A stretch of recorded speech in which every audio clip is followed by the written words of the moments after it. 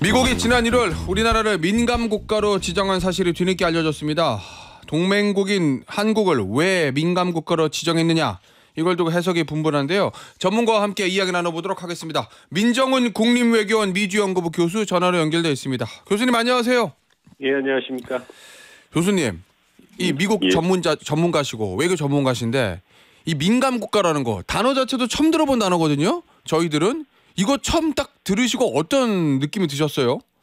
좀 긍정적인 의미는 아니겠죠. 예. 아무래도 조금 전에 방송에서 말씀하신 것처럼 미국 에너지부라는 데가 있는데 이 에너지부가 핵 안보라든지 미국의 에너지 정책을 다루는 그런 부처거든요. 그래서 거의 핵 비확산 관련돼서 정책을 다루고 연구 이런 부분을 다루는 그 부처이기 때문에 그런 부처에서 아무래도 핵의 확산과 관련해서 이제 그 나름대로 리스트를 만들어서 관리를 하고 있는데 그러한 그 정책적으로 이렇게 지켜봐야 되는 그런 국가군이기 때문에 중국이나 러시아라든지 인도, 파키스탄, 시리아 이런 국가들이 들어가 있어요. 그렇기 때문에 아무래도 거기에 어쨌든 핵연료를 사용하면서 굉장히 모범국가로 그렇게 대우를 받아온 평가를 받아온 대한민국이 그 리스트에 포함됐다는 것 자체가 굉장히 불편하죠.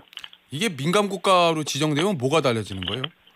이게 그 미국 에너지부에서 자체적으로 평가를 해서 만들고 산하 연구소에 대해 이제 그 내부 지침으로 보내는 거예요. 그래서 이 민감 국가에 속하게 되면 그 해당 그 국가의 연구자들하고 같이 핵이라든지 원자력이라든지 AI라든지 관련된 부분에 연구를 할 거 아니에요. 그럼 같이 정보를 공유해야 되는데 그런 부분에 있어서 좀 제약이 있는 거고 방문할 때도 허가를 좀 받아야 되는 거고 그렇기 때문에 리스트에 올라가면 아무래도 그 올라가지 않은 때보다 자유롭게 교류를 하거나 정보를 주고받는 데 있어서 제약이 있을 수밖에 없는 거죠. 교수님, 이게 지금 어느 정도로 심각한 사항이라고 봐야 되는 겁니까? 그렇게 심각한 건 아니라고 보고 있어요. 왜냐하면 민감 국가 및 기타 지정 국가 목록에서 우리가 최하위 범주인 기타 지정 국가에 지정이 됐기 때문에 정보를 아예 금지하거나 굉장히 제한하는 건 아니고요. 정보를 공유하기 전에 한 번 더 검토한다. 그리고 상호 방문 시 허가를 받는다. 이 정도이기 때문에 아무래도 어떤 이유에서 한국이 하위 목록이 지정된지 모르겠지만 미국 측에 어떤 불편한 속내가 있겠죠. 그래서 그 부분에서 알려주지는 않을 거고 그렇기 때문에 낮은 수준에서 미국 정부의 불만이나 불편함을 우리에게 표현한 것이 아닌가 이렇게 생각하고 있습니다. 그러니까 적성국, 위험국가 이 정도까지는 아니고 기타 범주에 들어가기 때문에 아주 안 좋은 상황은 아니다 이런 말씀이신 거죠? 그렇죠. 동맹국인데 정말 그렇게 심각한 수준의 정보 공유가 제한되거나 어떤 쉽게 말하면 낮은 수준의 제재를 가하는 수준이라면 이미 우리에게 공지가 됐을 거고요. 그렇지 않다라는 부분은 미국이 생각했을 때 나름대로 그렇게 크게 중대한 부분이 아니기 때문에 그런 조치를 취한 것이 아닌가 생각하고 있습니다. 교수님, 그래도 어쨌든 우리는 동맹이잖아요. 미국에. 안보동맹, 경제동맹. 그런데 어쨌든 기타 범주긴 하지만 민감국가 지정을 한 거거든요. 이유는 알려주지 않는다고 하지만 왜 미국이 그럼 우리를 그렇게 지정했을 거라고 보세요? 이유를?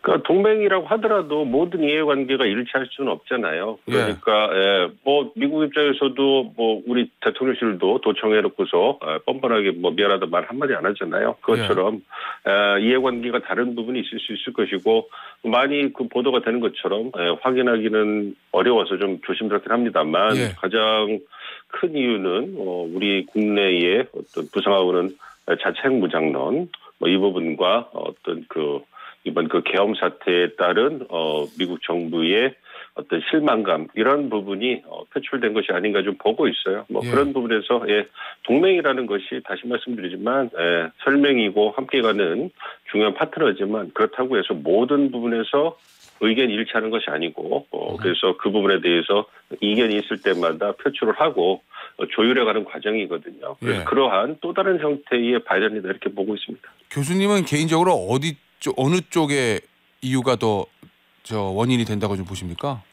아무래도 저는 개인적으로 개인적인 생각입니다만 우리 국내적으로 부상하고는 핵무장 이 부분이 미국 정부를 좀 불편하게 한 것 같아요. 아무래도 우리 대통령께서 2023년 1월에 상황이 북한의 핵능력이 더 고도화되면 자체 예. 핵무장이라든지 뭐 핵배치 이런 부분도 말씀을 하셨고 또 그런 부분에서 미국에서 당시만 하더라도 NCG라고 해가지고 대북 확장정책 강화를 통해 가지고 어떤 한미 간의 어떤 북한 핵능력에 대해서 대응하는 이런 부분을 강화해 나갔었는데 예. 한국 내에서 그런 얘기가 나오고 우리 여론조사에서도 어떤 자체 핵무장에 대해서 굉장히 찬성도가 높잖아요.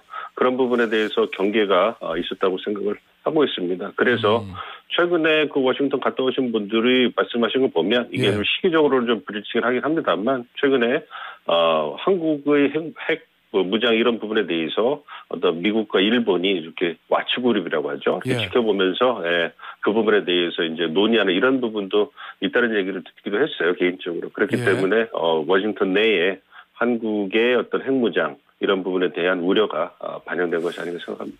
교수님 말씀하신 시기적 불일치 관련된 건데요. 이게 대통령 입에서 핵무장론 나온 게 사실 지금이 아니라 좀 된 얘기고 한국에서 자체 핵무장 얘기가 나온 지는 좀 됐는데 왜 그게 하필이면 2025년 1월에 저 정권 교체기에 요 민감 국가 지정을 했다고 보시나요? 아무래도 그건 미국의 국내적인 상황을 고려한 것 같아요. 바이든 행정부가 떠나가기 전에 예. 쉽게 우리가 말하는 건 이제 알박기라고 얘기하잖아요. 그 부분이 발생된 거 아닌가 싶어요. 그러니까 예. 트럼프 행정부가 들어오게 됐는데 아무래도 바이든 행정부는 핵의 확산, 비확산에 있어서 굉장히 민감하게 반응하는 정부였어요. 그리고 미국의 동맹 시스템 유지하는 데 있어서 미국의 핵 우산이 굉장히 중요하다고 생각한 정부였기 때문에 예. 한국 내에서 여타 한국 이외의 동맹국에서 핵 관련돼서 뭔가 움직임이 있으면 굉장히 규제를 엄격하게 하는 정부였기 때문에 예. 만약에 트럼프 행정부가 들어와서 바이든 행정부보다 굉장히 좀 핵 비확산에 있어서 좀 유연한 태도를 보여줄 수 있기 때문에 그러한 부분에서 나름대로 어떤 규제, 알박기를 해놓고 간 것이 아닌가 이렇게 생각하고 있습니다. 알겠습니다. 이 계엄 사태, 요거를 또 원인으로 보는 일부 시각도 있던데 앞서 말씀하시기를 계엄 사태와 관련한 어떤 실망감 말씀하셨잖아요. 뭐에 대한 실망감이라고 봐야 할지요?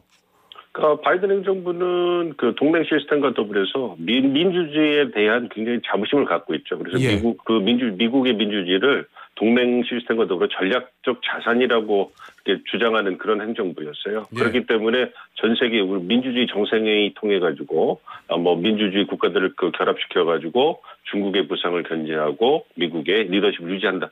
이런 대외 정치적 기조를 가졌던 정부이기 때문에 아무래도 아시아에서 가장 뛰어난 민주주의를 갖고 있는 국가가 한국이었고 그래서 우리 대통령께서 민주주의 정상회의 3번째 회의를 주재하시기까지 했잖아요. 그런데 그런 믿음에 대해서 아무래도 좀 손상이 가는 일이 발생했기 때문에 당시 미국의 바이든 행정부의 고위 관료들이 굉장히 충격적인 일이다. 그리고 굉장히 좀 공개적 비판한 그런 부분도 있기 때문에 그러한 부분이 반영된 것이 아닌가 생각도 하죠.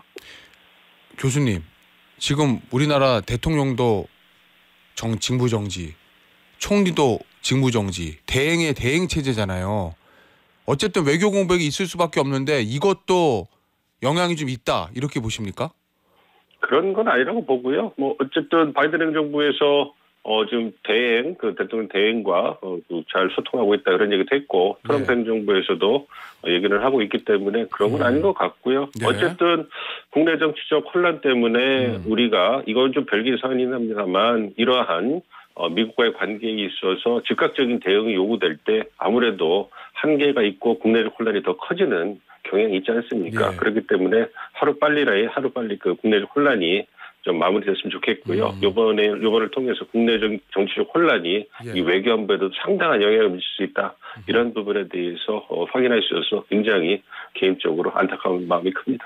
교수님, 또 하나의 원인으로 좀 언론에서 보고 있는 것들 중에 하나가 얼마 전에 웨스팅하우스하고 원전의 원천 기술 관련된 분쟁이 있었잖아요. 우리 한수원하고 웨스팅하우스 간에.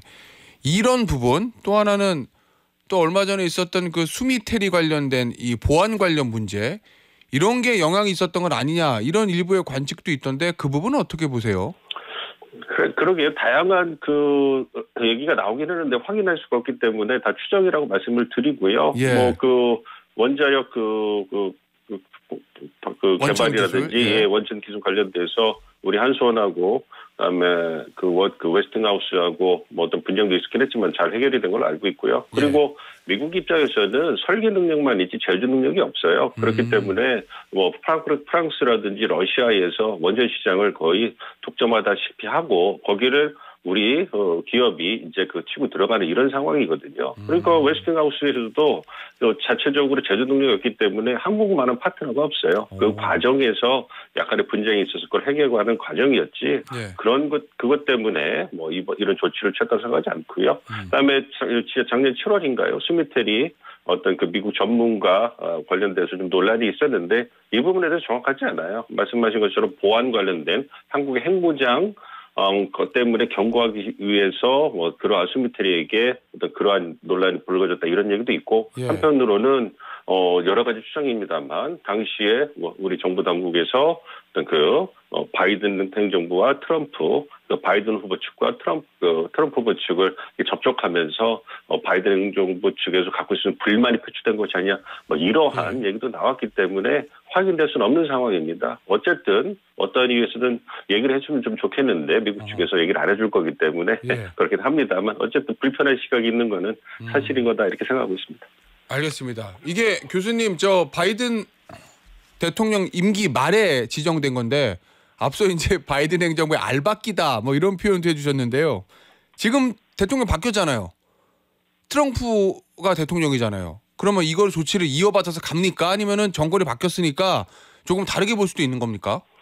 그게 이제 제가 좀 주의 깊게 지켜보고 있는 포인트예요. 그러니까 바이든 행정부에서는 그러한 정책적인 모습을 가졌지만 트럼프 행정부는 좀 더 핵 개발이라든지 확산에 있어서 비확산에 있어서 좀 유연한 태도를 갖고 있기 때문에 이 부분에서는 좀 어떻게 이제 미국의 트럼프 행정부가 반응할지 좀 지켜봐야 될 것 같습니다. 우리 외교 당국이 민국가 리스트에 포함된 거를 좀 해제해달라고 지금 접촉을 하고 있는데 4월 15일까지 될는지 그건 확실하지 않지만 어쨌든 지속적으로 협의를 하고 한국이 중요한 동맹이고 여러 가지 윈윈할 수 있는 대안을 제공을 한다면 그 부분에서 크게 우려하지 않고 해제가 될 거라고 생각을 하고 있는데요. 어쨌든 트럼프 2기 행정부에서는 어떤 핵 비확산에 있어서 어떠한 정책적인 지향점을 갖고 있는지 이번 계기를 통해서 확인할 수 있기 때문에 우리가 정말 필요하다면 국내적으로 이제는 좀 공론화시켜서 여론을 좀 모아야 된다 생각해요.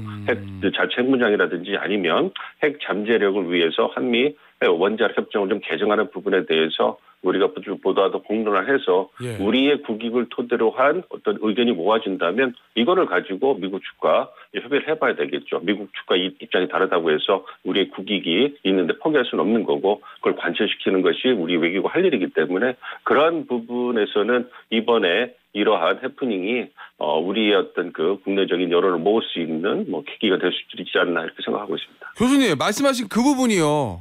바이든 행정부에 비해서 트럼프 대통령은 요 핵무장 이런 부분에 대해서 조금 완화된 입장을 가지고 있다. 그리고 우리나라에서는 자체 핵무장 최소한 한미 원자력 협정 개정을 해야 된다는 움직임이 있다. 요건데 만약에 그러면은 이번에 우리가 요걸 가지고 협상을 했는데 트럼프 행정부에서 안 들어주면 민간 국가 리스트에 계속 놔두면 그러면은 우리 자체 핵무장이나 또는 핵이용 관련 어떤 조치, 원자력 협정 개정 이건 어려워졌다. 이렇게 봐야 되는 겁니까? 일어나지 않는 일에 대해서 말씀드리기는 좀 그렇고요.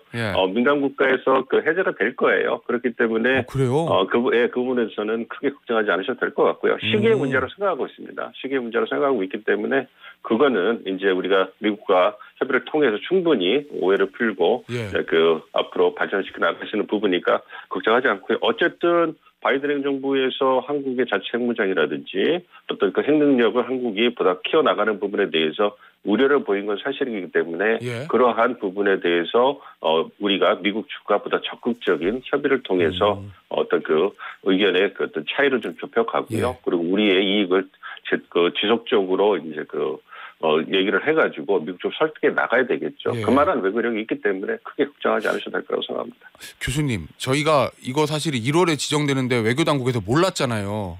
이번에 안 건데 지금은 4월 15일이면은 딱 한 달 정도 남았거든요. 근데 이거 해제될 거다라고 강하게 자신 있게 말씀하시는 이유는 뭔가요? 에너지부에 대해서 예. 이게 우리의 카운터파트가 어딘가 분명하지가 않아요. 외교부인지 산업부인지 이게 정확하지 않기 때문에 그리고 자체적으로 지침이 내려가는 거니까 이 부분에 대해서 우리가 공지를 받을 수 있는 명확한 그러한 컨택트 포인트가 없을 가능성이 큽니다. 그렇기 때문에 이런 일이 발생했다고 생각을 하고 있고요. 예. 이번에 문제가 됐기 때문에 이제 우리 외교 당국에서 보다 적극적으로 관리하려는 이런 움직임이 있을 거기 때문에 이제 이러한 일은 차후에 일어나지 않을 거라 생각을 하고 있고요. 예. 말씀드린 것처럼 4월 15일 이전에 해제가 될 건지 아니면 그 이후로 좀 더 지나갈지 이 부분에 대해서는 확실하지는 않아요. 그렇지만 어쨌든 우리 외교 당국이 적극적으로 중미 대상을 통해 가지고 접촉을 하고 있기 때문에 시기의 문제지 민간 국가 리스트에서는 해제가 될 거라고 저는 개인적으로 확신하고 있습니다. 이게 바이든에서 트럼프로 대통령이 바뀐 게 이후 민간 국가 해제하는데 우리한테는 그래도 좀 좋은 겁니까? 아무래도 트럼프 행정부는 말씀드린 것처럼 원자력을 활용하고 하는 예. 부분에 있어서 규제 이 부분에 있어서는 좀 더 자유로운 부분이 있어요. 그렇기 때문에 우리가 접촉을 통해 가지고 어쨌든 SMR이라고 해서 소형 원자로 이 부분에 있어서 능력을 갖고 있잖아요. 그리고 예. 그것이 미국이 웨스팅하우스를 통해 가지고 설계 능력을 갖고 있기 때문에 트럼프 대통령뿐만 아니라 행정부에서 많은 관심을 갖고 있어요. 그렇기 때문에 규제를 좀 풀어서라도 경제적 이익을 미국의 경제적 이익을 좀 늘리려고 하고 있기 때문에 그러한 협력이 된다면 아무래도 이런 부분은 부수적으로 우리가 논의를 통해서 충분히 우리가 원하는 방향으로 이끌어나기 보다 유리하다고 말씀드릴 수 있겠습니다. 알겠습니다. 교수님, 오늘 인터뷰는 여기서 마무리하도록 하겠습니다. 지금까지 민정훈 국립외교원 교수였습니다. 감사합니다. 예, 고맙습니다.